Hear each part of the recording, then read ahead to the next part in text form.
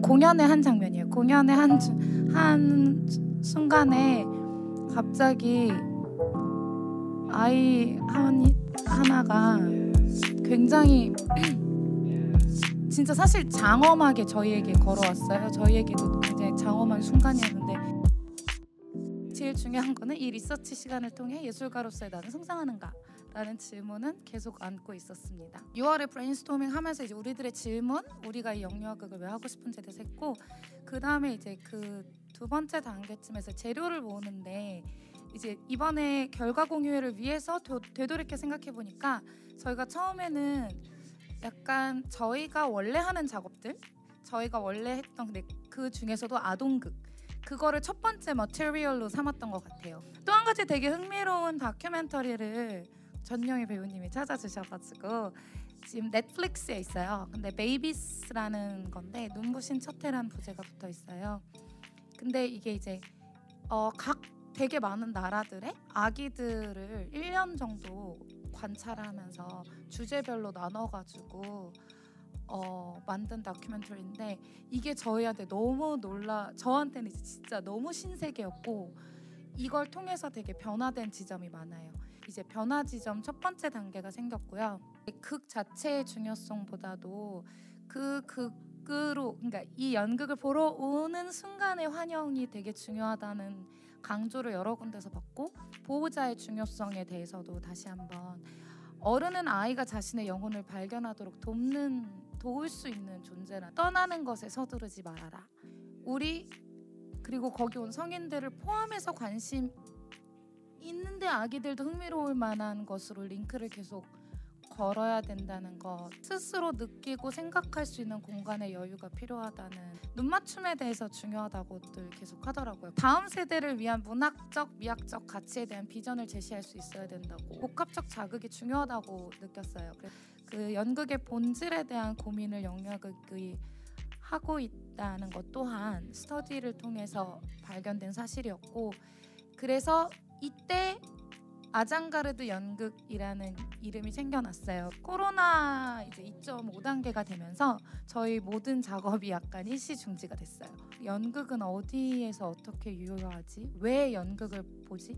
왜 연극을 보여주고 싶은 거지? 왜 연극이 중요하다고 생각하지에 대해서 계속 생각을 하고 있는 것 같아요. 그리고 되게 중요한 키워드로 떠오르게 된 게 공존이었어요. 쇼케이스를 준비하며 저희는 두 가지의 일을 거쳤는데 양혜정 선생님 팀과의 공동 워크숍이었고 그리고 여기 로기나래 팀의 마주봄을 단관을 했습니다. 또 공부를 하면서 단관하고 워크숍하면서 두 번째 변화 지점을 겪게 됐어요. 아까도 말씀드렸듯이 저는 이때까지만 해도 12개월인데 왜 벌써 걷지? 누워 있어야 되는 거 아닌가? 그래서 저는 그 전까지 상상한 연극의 애기들이 계속 다 누워 있었어요. 그러면 그걸 알고 준비해야겠다. 서사 아이들 극에서 좋은 스토리텔링이 있되 그것을 어떻게 포스트 드라마틱하게 스토리텔링과 해체를 어떻게 가져가는가가 늘 고민이었어요. 서사는 중요하다. 맥락은 중요하다. 인과관계는 중요하지 않다. 맥락은 중요하지 않다. 서사는 중요하지 않다. 인과관계는 중요하다. 이거에 기준점이 세워지게 됐습니다. 그러면서 이제 관심이 옮겨가게 된 거는 절대적인 것. 그거는 저에게 있어서 물리적 법칙이었어요. 와, 완전 물리적 법칙을 굉장히 잘 알고 있는 게 느껴졌어요. 그래서 우리 공연을 할 때 물리적 법칙에 대해서 굉장히 많이 신경을 쓰고 아기들은 알고 있는데 이 물리 법칙과 이 자연 과학에 대한 걸 몸으로 알고 있는데 엄마 아빠들이 그걸 잘 설명해주고 있지 못하는 느낌인 거예요. 왜냐면 나도 잘 모르니까. 감각의 복합적 자극이 아니라 베이비스를 보면서 감각을 단계별로 자극하면서 그 단계를 컴바인하는 거의 중요성을 느꼈어요. 처음부터 복합적으로 밀어붙이는 것보다는 그 아기에게도 이 스트럭처를 주고 싶다는 생각이 들었어요. 그리고 언어 사용의 자유로움을 느꼈어요. 저 진짜 아무거나 해도 되는구나에 대한 자신감을 얻었어요. 우리가 진짜로 하면 진짜 뭘 하든 그 아이들은 우리를 받아주지 않을까 하는 기대. 그래서 아장가르드 연극 지구를 했고요. 저희는 태권도장에서 8명의 아기 가족들을 모았고 국립극단 연구원 2명이 그 자리에 함께 해주셨습니다.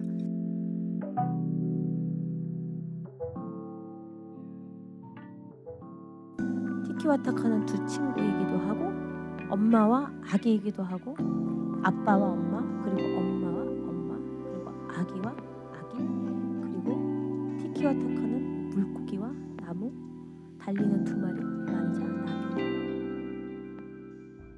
근데 영유아들은 만나지 않고는 할 수 없는 부분이 너무나 있다는 거예요. 만나는 순간 너무나 다른 부분이 있기 때문에 단순히 아이들 발달 상황을 공부하거나 어떤 데이터들을 수집하는 것 이상의 어떤 존재적인 감각들에 대한 만약에 코로나 상황이 좋아졌을 때 공연장에 올 수도 있는 부모였어요.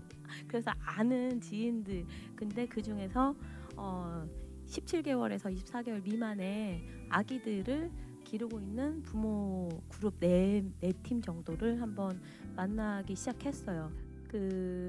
저희가 질문했던 거는 이제 이 3가지였습니다. 아기들의 감각과 상상이 배우의 연기와 내러티브에 던지는 질문과 도전. 그리고 2번째는 아기들에게 일상의 움직임과 소리의 경험이 연극을 통해서 어떻게 확장되는가. 그리고 3번째는 이제 부모 연계 창작 과정을 통해 일상과 관극 경험을 통한 예술 경험의 의미가 무엇인가. 2 아이의 엄마이기도 하고 한 아이는 이제 벌써 10대가 됐지만 둘째 아이는 아직 유아기를 갖고 있고 이 친구들을 기르면서 이제 그런 현상들을 되게 많이 보았어요. 뭐냐면 아기들의 놀이 리터러시의 시작이 굉장히 이 형식, 폼에 굉장히 집중한다는 거예요. 아이들이 연극을 보고 관람을 했어요. 그러면 아이들이 뭘 제일 먼저 따라할까요? 제일 좋아하는 장면이 커튼콜. 그리고 자 관객 여러분 핸드폰 끄시고 이런 무대를 진행하는 것들. 뭐 택배 놀이가 시작되면 내용은 별로 중요치 않아. 근데 택배 상자는 있어야 돼. 그래서 우리의 도전치들은 어떤 거였냐면 어떤 내러티브나 서사들을 활용할까 보다는 아기들의 세계를 보는 방식, 그 감각과 상상이 오히려 거꾸로 연극의 형식들을 바꾸어 볼 수 있을까 이 부분을 조금 만나보고 싶었어요. 우리가 생후 18개월 아기들에 대한 탐구 과정이 이제 그 바디랭귀지의 시작, 그리고 그것과 의사소통하는 것, 그리고 연극, 그리고 몸의 움직임과 움직임에 대한 새로운 가능성과 도전, 그리고 연극, 그리고 몸의 드라마틱한 긴장이라는 것을 아기들은 어떻게 느낄까, 그리고 그것이 연극에 어떻게 반영될 수 있을까. 근데 저희가 공연 오브제로 제 소리 나는 공이거든요. 쟤를 써야 되는데 공이 멈추질 않는 거죠. 그래서 배우분들이 여기서 공연을 할 거니까 바닥면을 연구하기 시작했어요.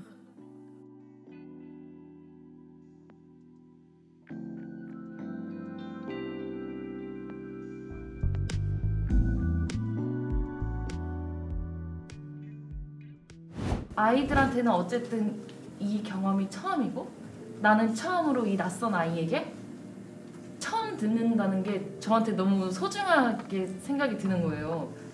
그래서 다른 어떤 공연들보다 되게 제가 좋았던 그 아이들은 부모 혹은 어른들에 대해서 인지하는 방식이 그 사람의 표정, 목소리 톤, 그리고 말하는 거에 있어서의 그 빠르기, 아구기 같은 것들, 그런 것들을 통해서 지금 이것이 어떠한 무드다라는 거를 인지하더라고요. 그래서 그거를 인지하는 거에 따라서 이 아이들이 안정감을 얻거나 긴장하거나 그리고 상황을 파악을 하는데, 네, 지브리시라고 하는 것이 하나의 무슨 외계어로처럼 그냥 어떤 의미를 부여하지 않고 어떤 감각적으로 나오는 어떤 언어들 말인데, 그것이 아까 연출이 말씀하셨던 것처럼 그게 언어처럼 말로 들리는 것과 그 소리로 그것이 감각됐을 때의 차이가 굉장히 미묘하게. 액팅한다는 게 뭘까라는 생각을 되게 많이 했어요. 그래서 지베리시로 할 때 혹시 그 소리와 그 배우의 몸에 어떤 분리가 조금 일어나지 않았을까? 저는 2채널을 정확하게 인지를 했어요. 내가 지금 바라는 것들은 어디 언제든 투 채널로 흡입되고 있구나. 부모와 아이.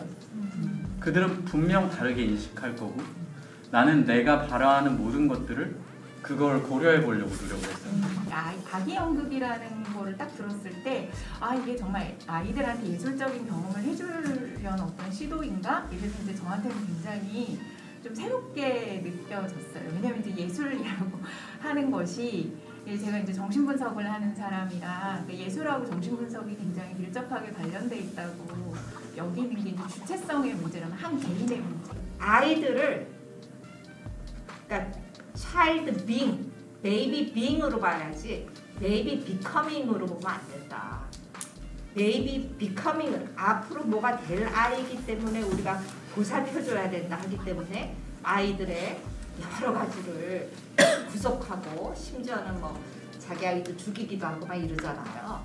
근데 걔는 존재이기 때문에 그 존재가 필요한 것은 문화고 뭐 교육이고 그 식생활이고 모든 게 다 존재로 보면 그 아이를 대하는 게 틀려진다. 마을 공동체라든가 마을 극장이라든가 이런 이야기들이 이미 나온 지가 되게 오래된 거예요. 그래서 사실 부모들의 어떤 인프라들을 만든다는 것들은 실제로 영유아들로 내려갈수록 실제 물리적 거리에 접근이 용이해야 되고 그냥 가서 간식이라도 나눠 먹일 수 있어야 되고 원래 육아 커뮤니티는 뭐 조리원 동기나 동네 동기이지 뭐 어디에서 어디 이 관심사 동기가 아니라 정말로 영유아로 내려가면 진짜로 삶이라든가 공동체성이 굉장히 강조되는 유일한 어떤 제가 아이를 키우면서도 범접할 수 없는 저한테 좀 무서운 분야였어요. 영유아 극이라는 게. 근데 이 기회를 빌어서 둘째를 시험 대상으로 약간 놓으면서 굉장히 놀라웠고 용기도 많이 생겼고 내가 내 아이를 정말 너무 몰랐었구나. 네. 잘 모르고 그만큼 믿지 못했었던 부분에 대해서 한 분이 이렇게 말씀하시더라고요. 나는 알아요. 엄마는 알고 나와 같이 본 나의 배우자인 아빠 또한 알아요. 이 현장에서 아기가 얼마나 공연을 잘 봤는지 아는데 공연을 본 다음에 꼭 아기가 어떻게 봤는지를 궁금해들 하세요. 근데 너무 많은 자문들은 과정 속에서 이미 자신이 알고 있는 이론적 지식을 막 데리고 들어와요. 우리에게는 경험이 필요하거든요. 아기를 만나보고 우리가 무엇을 실패하고 무엇을 성공하는지에 대한 경험이 필요한데 자문들은 너무 일찍 그걸 원하고 지원 사업들은 너무 일찍 모든 걸 원해요. 아이들에게 이런 거를 많이 보여주면 얘네들이 나중에 성장해서 우리 고객이 되지 않을까? 이제 욕심만 채우기 위한 어떤 목적을 두고 사업을 접근을 했었어요. 근데 진행을 하다 보니까 너무 이기적이라는 생각이 드는 거예요. 그래서 자연스럽게 저희가 사업의 목표가 정해지는 거죠. 어린아이, 그러니까 영유아의 예술적 인지 감수성을 좀 높여주는 그런 기회를 부여하는 것. 그 이후에 예술가들이나 어떤 뭐 전문 단체들이나 같이 협업을 하면서 이걸 또 조금은 더 예술적 언어들이라든가 감각들로 조금 더 수정 보완하고 그리고 나서 이들이 직접 그 커뮤니티 속으로 아파트 속으로 혹은 마을회관 속으로 이런 데로 들어가서 공연을 해보면 2명, 3명이라 하더라도 이런 지속 가능성이 계속 발견되지 않을까? 그 아기 관계를 만나는 과정은 과연 어떤 걸까라는 그 질문에서 제가 예술과 인간의 어떤 근원에 대한 질문을 던지는 것이라고 했는데 오늘 그것에 대한 증명을 여기서 하신 것 같아요. 너무나 좋은 말씀들과 갖고 계시는 생각들 그리고 또다시 다른 누군가에게 건네는 질문들이 너무 소중하지 않았나라고 생각이 좀 들고요.